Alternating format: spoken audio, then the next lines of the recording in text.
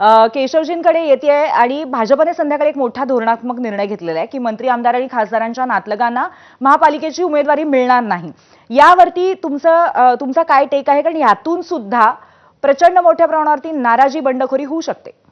दोन तीन गोष्टी घडल्यात प्रामुख्याने। एक साधारणतः असं आहे की जवळपास 3,500 वॉर्ड भारतीय जनता पार्टीने जिंकले आणि जवळपास 5,500-6,000 एकूण वॉर्ड होते आणि 288 नगरपालिका होत्या।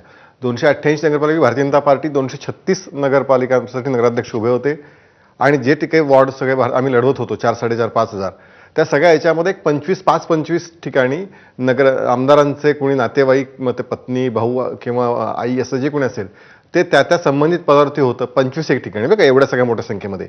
पण एक त्यातनं अशी एक चर्चा विनाकारण झाली की भारतीय जनता पार्टीमध्ये नातेवाईकांना तिकीट दिले जातात, पर्सेंटेज हे 1% सुद्धा पर्सेंटेज नव्हतं।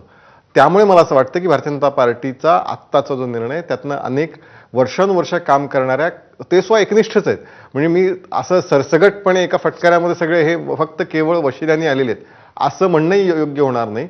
पण भारतीय जनता पार्टीमध्ये जसं मगाशी आता अखिल म्हणाला की एका बूथवर 10 एकनिष्ठ निष्ठावान कार्यकर्ते असतात, त्यापैकी 10 वर्षानुवर्ष काम करणारे कार्यकर्ते आहेत की ज्यांना केवळ त्यांचे वडील किंवा भाऊ किंवा असं कोणी होतं म्हणून त्यांना तिकीट नाकारलं जाणं।